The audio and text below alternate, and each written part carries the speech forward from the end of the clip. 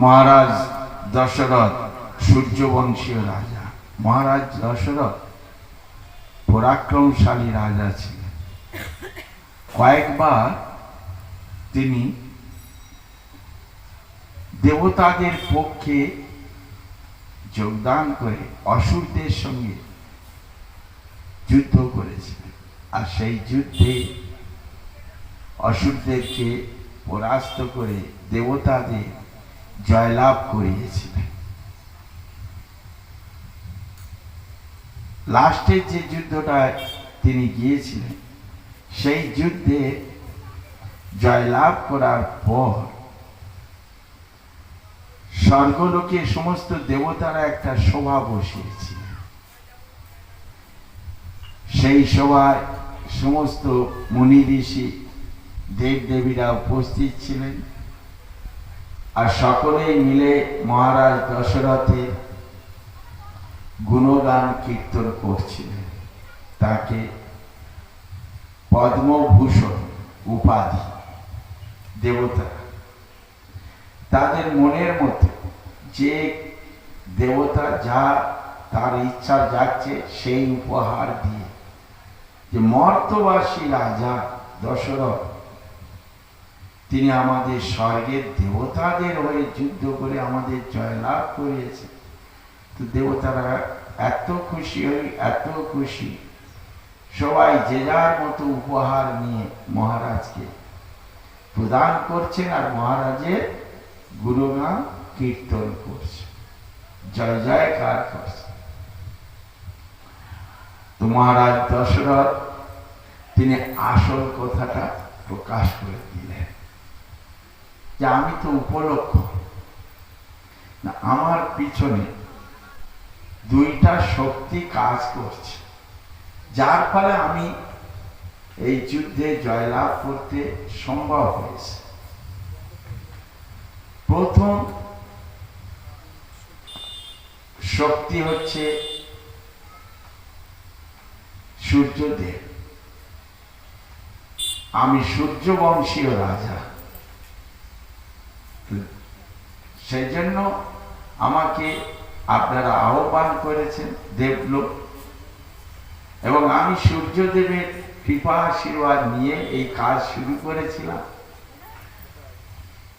আমাদের সূর্যবংশীয় পরম্পরার পূর্ব শরী রাজরাজাদের আশীর্বাদ প্রার্থনা করি, যদি জয়লাভ হয়েছি, জয়লাভ করেছি, এর পূর্ণ কৃতিত্ব, পূর্ণ শক্তি হচ্ছে এই সূর্যদেবের।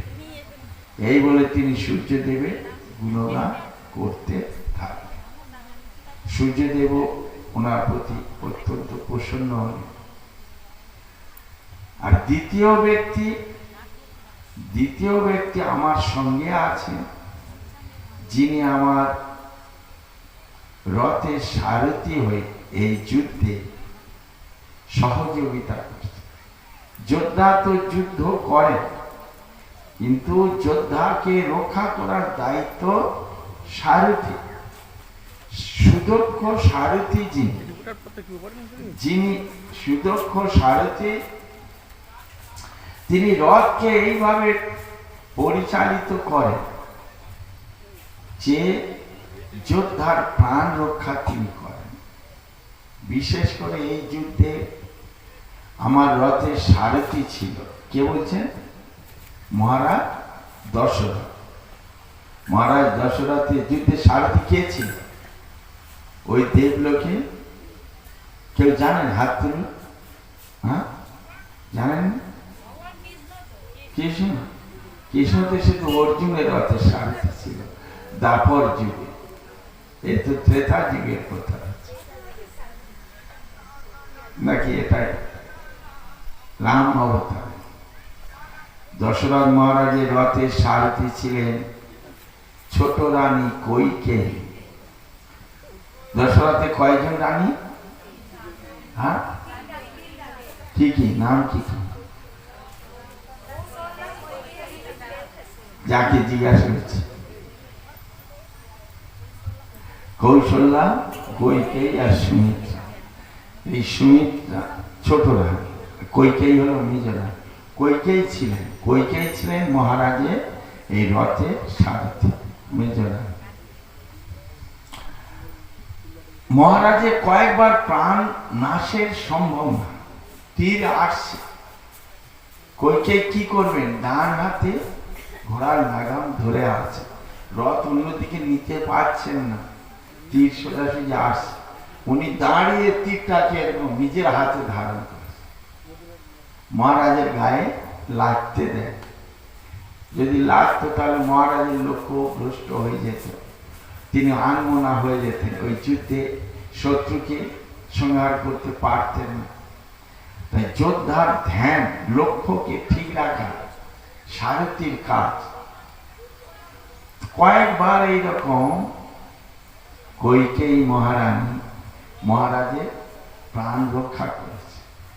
সেজন্য মহারাজ বললেন যে যদি আপনারা গুণগান কেবল আমার একার করলে হবে না, আমার সারথী এবং সর্বোপরি আমি যে সূর্য বংশীয় রাজা, সেই ভগবান সূর্যদেব, তারই পূর্ণ আশীর্বাদ আমার প্রতি, আমাদের বংশের প্রতি থাকার ফলে এই যুদ্ধে আমি জয়লাভ করেছি।